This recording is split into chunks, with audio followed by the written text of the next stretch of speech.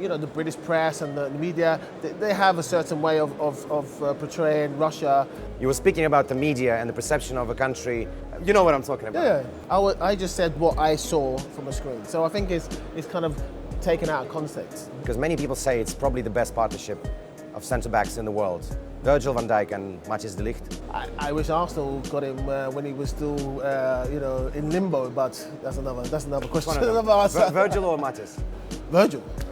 What do you think is harder? Go 49 games unbeaten back then, or winning 4 trophies in one season domestically? I think winning the domestic treble, I think is achievable again. What do you think should be done for Arsenal to actually get back up there? Because Europa League, again, that was a good chance, yeah. It was a good chance. Hi, I'm Sol Campbell, and you're watching The Raw Take.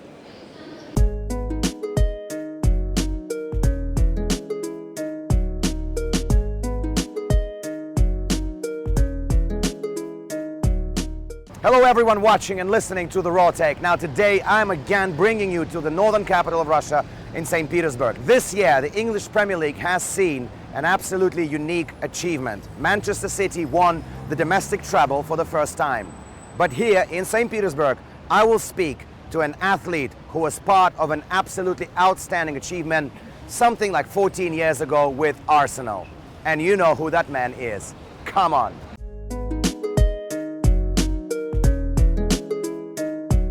And it's my huge pleasure to be talking today to an absolute legend of English football, former Arsenal and Three Lions, Sol Campbell. Thank you so much. Thank you for having me. It's a great pleasure, sir. So you're now in St. Petersburg, here for the kickoff of the Euro 2020. Tell me about your experiences in Russia. I know you were in Volgograd last year. Now you're in St. Petersburg. England obviously did ever so well in the World Cup here. So how has it been here for you? I played a couple of times in Russia, but the real experience now is when you're on the other side. So I was a FIFA ambassador for Volgograd. England played their first game there. 3-4 months before I was there opening the fan fest and integrating and letting people know World Cup's coming to your city. And that was fantastic. And then I went back again, watched the games, talking to people, and I found a real genuine warmth. Yes, the World Cup's going on. That helps, obviously. But people wanted to let me know about them, where they live and their lives, and that's what a beautiful thing for me. St. Petersburg, beautiful place. Some people say it's the Venice of Russia. What a wonderful place this is. And I had a little bit of time in Moscow. I know it's vibrant and it's very fast. So I like that as well. So, and Novgorod I went to as well. Didn't have too many days there, but for me, generally it was a fantastic experience. Was it something like an eye-opening experience for you, in a way? I think sometimes people, obviously in your head, the British press and the media, they have a certain way of portraying Russia. I think sport really opened that, probably blew it open in a good way. And allow people to see, and people started to say, oh, really, is this happening? And all the teams and all the fans started to, mix and have a good time, and the football was good. And it just allowed people to see, Russia. And I spent a little bit of time in Volgograd or Stalingrad, and the history side is incredible. Obviously, the war side, visiting all the kind of areas, the memorials and monuments. So for me, it was an eye-opener history-wise as well, and that was nice. And I think a lot of English fans would have kind of enjoyed that, going to different places and watching England play, and at the same time a little bit of historical trip about it. And that's good.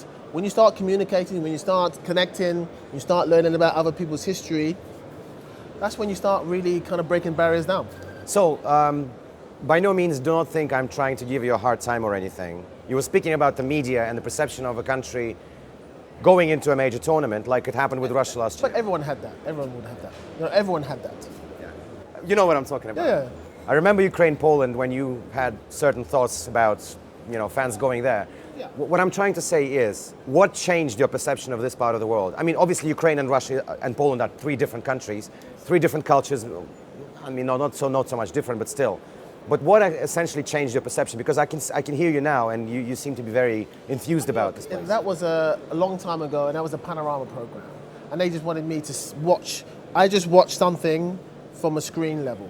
It wasn't behind the level. It wasn't me going to see the country. It wasn't me seeing the people. You know, that was just a screen. So I just said what I saw from a screen. So I think it's kind of taken out of context. What now is different in the sense that I've seen what I've not seen all Russia, but I've seen the cities I've been to, and you know, football helps because you can travel and you can see, and it's been a fantastic experience. No country is perfect.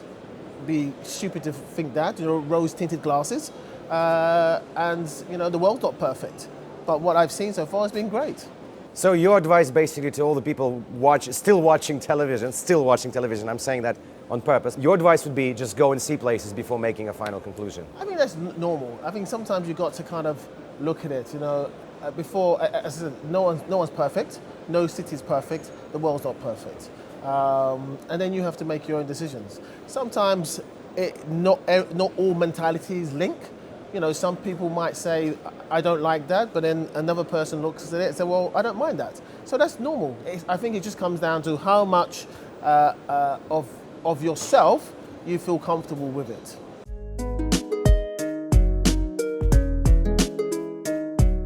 As a proud Englishman, last year's World Cup, how did it feel for you? It is an amazing achievement after all, 4th place in the World Cup. Not an amazing, but it's still... We had a chance, but I think the journey was fantastic for the team. We were so close to get to the final, but the experience and the journey they will remember that for forever, and that's what football's all about. You know, the further Russia had a fantastic experience as well. You know, it's incredible. But for England, it was a really good kind of fantastic journey. But England just lost in the Nations League to a very strong side. I mean, obviously, the Dutch team is on the rise. Do you think that's a wake-up call or a bit of a cold shower for Gareth Southgate's Legion? It just shows football is, you know, 2 years ago, the Dutch was a bit, you know, not as good, but, you know, that's the beautiful thing about competition. That's what it's all about. And there's always, if you've got the system right in your own country, sometimes you might have a little bit of a barren spell, but if you do things right, you know, the conveyor belt, the avenues, the academies, you know, will eventually unearth players to kind of and that's what it's all about, having that conveyor belt going. And obviously the Holland is at the moment very strong. So it's football, it's sport. You can't be at the top, but yeah, sometimes you need a little kind of wake up call, individually and as a team. But that should allow you to kind of go and be stronger next time and say, woo, you know, it's not that easy. You know, sometimes, you know, we have to really look at this. And if you're a true sportsman, you need that. Do you still have faith in Gareth Southgate as the manager and that young team? Yeah, I think so, yeah. I think that's, the players now are having opportunities. It's a slightly different model now. When I was playing, you had to play for your first team. It's not, you don't have to do that completely now. It's more of a family because obviously the league is so strong, the Premiership is so strong. Even when you go sometimes into the Championship, it's so strong. Not every single player is getting that game time. But what they're saying, we're a family. You play, you train well with us, you got a chance with us. You don't have to play full time for your national side, for your normal domestic side, to play for the national team. And it's a slightly different model because they understand the environment around them has changed. And I think it works. It works.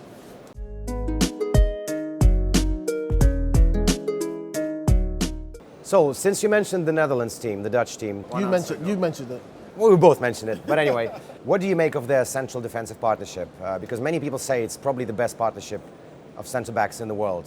Virgil, van Dijk and Matthijs de Ligt. What, ever or now? Now, at the present stage of football. On a national level, obviously. I wish Arsenal got him when he was still, you know, in limbo, but that's another question. Virgil or Matthijs? Virgil. So you think he's the best defender in the world? He's definitely one of the best, yeah, for sure. Yeah. I think for me, generation changes. You go maybe 10, 15 years ago, there's a lot of those kind of guys around. Now they're a little bit short supply, so when real quality comes up. It's like, wow. Before there was a lot of guys like that. You were one of them, actually. Yeah. So, but there was lots of guys like me, like Virgil, around 10, 15, 20 years ago, for sure. A little bit different now. So those kind of players really stand out now, and they can make the difference. And that's what they're doing, and that's what Virgil's doing, making a massive difference in football. But it's incredible how calm and collected he looks every time something happens. Even the Champions League final, the one time when Son was basically one-on-one with the goalkeeper, and Virgil just makes 3 steps and he stops him. That actually reminds me of you a lot. You have a very similar style, and an interesting thought that a lot of people back then played like he does now. What do you think? What is the change? Why are defenders so much different today that when someone like Virgil appears, it's like, oh, this is the guy from the old school era? Because there's not many of them around. That's why. The game changed itself? Ideas changed. I think systems for certain players changed. The criteria of some certain players changed. So maybe offensive and less defensive kind of mentality from right back or left back. You know, I had, say, Ashley Cole and Laurent. They were attacking minded, but also they wanted to get back and defend. So they had, you know, it's very rare that you have players who want to attack and also defend. They all now mostly want to attack and maybe just get into position and leave it to the centre halves or the defensive midfielder to do the defending. So if you're saying that Virgil van Dijk is one of the best defenders in the world, who is the best then, according to you? No, he's definitely up there. I think for me, it's kind of over the years. I think sometimes you can have an amazing year, but I think to become one of the best or the best, it has to. You can't have 1 or 2 good years. It's all about 4, 5, 6, 10 plus. Or 49 games unbeaten. Yeah, or 49 games. But it's over a course of a season. No one plays amazing all the time, but it's a course of a season, next season, and it's repetitive. And that, I think, and then you come against all sorts of forwards against you, and you've kind of competed. So that's for me is a kind of a gauge. Like not just 1 or 2 years, it's all over. Yes, 5 years, but definitely 10 plus years. That you've come across all sorts of kind of competitors from all different ages. You've come up with an old guy who knows the way. You come up with a young, fast guy. You know, things like that. And also, when you get slightly older, and then you're playing against young guys, to be able to compete with them, and also stand up to them in different areas. That's when you say to yourself, I was young and I was fast and I was good and strong, but then when I went older, I still had it in me to defend against the clever young ones, and I still be able to compete. And that's when you gauge yourself. Oh, I've done it across my whole career, and I've dealt with people at different ages. But with all the deserved, I'm stressing this, deserved hype around Virgil van Dijk, the Player of the Year award, BFA, do you think he can become the first defender in many years to win the Ballon d'Or? Because there's a lot of talk about this right now, whether he should be the one to get the Golden Ball.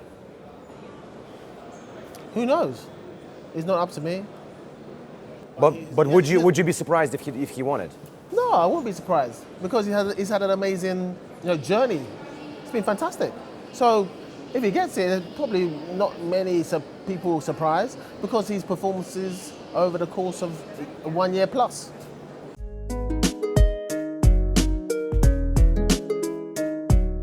I want to make a little transition to your club, the big club, Arsenal. You played for an absolutely unique team, still achievement which I don't think can be eclipsed in any time soon. 49 games unbeaten, the Invincibles. You played with Kolo Toure, who I admire endlessly because I think he's a great guy. Now we have a unique team of sorts on our hands as well. Manchester City won 4 cups, domestic treble for the first time in history. In your mind, what do you think is harder? Go 49 games unbeaten back then, or winning 4 trophies in one season domestically? If you count in I call it the Charity Shield as a cup, it's a charity game. It's an important charity game, and it's at Wembley. But come on, I think winning the domestic treble, I think is achievable again. 49 games unbeaten. over a season and a half, it's a pretty, I think we broke Nottingham Forest record 42 games, but that was over 2 seasons. Who knows? I think now it's really difficult. I think back then it was difficult because it's all relative. It's all relative. You need a good team, but then you need that right chemistry. But then also you need a little bit of rubber to green, bit of Donald Duck luck. But you need to make your own luck and have the right team and the right moment. These things happen in moments. You can't explain sometimes. You can create the team, but sometimes you can't explain. Sometimes you need that little bit of, people say you work hard, you become luckier. But it was a moment in time, that special moment in time, that not everyone can participate. And I was lucky to be in the middle of it. So when your incredible unbeaten run fell, as far as I remember, it was against Manchester United. Yes. What was the feeling in the dressing room? That's enough, right, guys? We've done 49 already. I mean, come on. No, Or did you really want to get to that 50? Because 50 is a good number. Yeah, 50 is a good number. Yeah, for sure, 50 is a good number. But I think if we had technology, I don't think we would lose the game. You mean VAR? Are you talking a particular decision in that game? Yeah. Penalty decision, which was non-existent for me. So I think if we had technology then, there's not a penalty. But in your mind, what is the main reason behind this incredible run back then with Arsenal? The team chemistry, the right moment. Arsenal always says the year before he was looking to do it. I'm thinking, okay. But I think the main thing is you set out to win the Premiership or the Premier League or the league. You don't set yourself, I want to go all season without getting beaten. You don't set yourself that. You set yourself, you kind of in yourself, if we need to win the league, we might lose about 3 or 4 games, 5 games. We might lose, or 4 games, 4 or 5 games, and a few draws. But that should be enough to kind of get to the top. You don't go, we're never going to get beaten this season. No one thinks that. No one. So it chooses you. You create the environment, you get the players and things like that, and the right chemistry. But I think those scenarios choose you. You don't choose it. That's an interesting thought. So we're actually talking with you on the back of a rather painful defeat for Arsenal in the Europa League final. Such a, laboured hard work to get to that Europa League final and then losing it to Chelsea with quite a heavy scoreline, I should say. Yeah.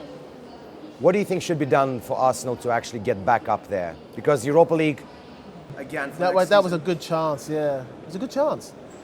It's a good chance to get back in the Champions League, and that's a shame. I think almost it felt like maybe one game too much. I think the game against, say, Valencia was. I think if the final was then against Chelsea, I think it was almost like one game too much for them. And there was signs. There's moments that if they took their chances, it could have been different. But there was signs back end of the season, the fragility of the back line and the communication. Crystal Palace. You draw that game. That's one, but they're in Champions League. When you look at it, and that's what they got to start thinking that, hey, if we'd have got something out of that game, we're in the Champions League now. That's what they got to seriously start thinking. Like these almost precious points, don't let them go. But there was the fragility of some of the performances that I think led into the final. It needed to be a little bit of stronger finish, I felt, because then internally as a player, you feel stronger. Like, we finished the season really strong. We got into the Champions League by right. We feel strong for the final. Mentally, physically, even though you played a lot of games, it will carry you through. I think the back end of the last 5 games was a big problem. And it's very hard to play that way and then all of a sudden you want to finish on a high in the final. It's not turn on the tap, turn on, turn off. It doesn't work like that. You need to build up to those type of finals.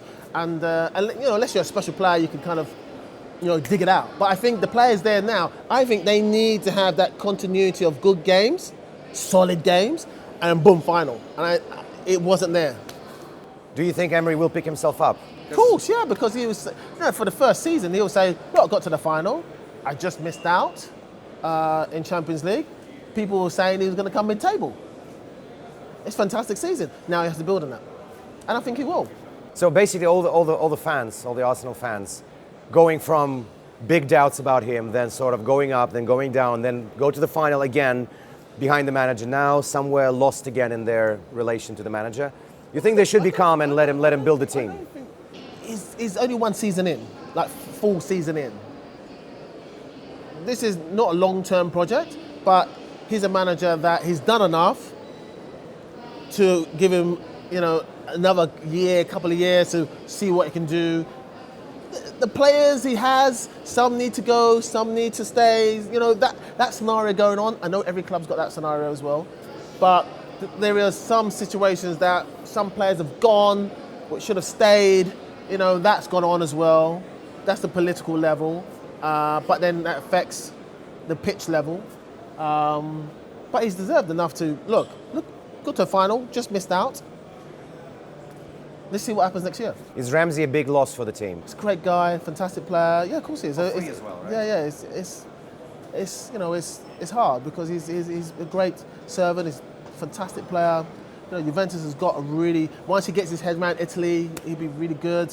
Juventus are very clever how they pick their players, pick their players, and it'd be a loss because he's a quality player, and he knows the Arsenal way, and he's got the grit, he's got the quality, and he knows the club, and it's hard for to kind of lose him, but it's what's going on at the moment.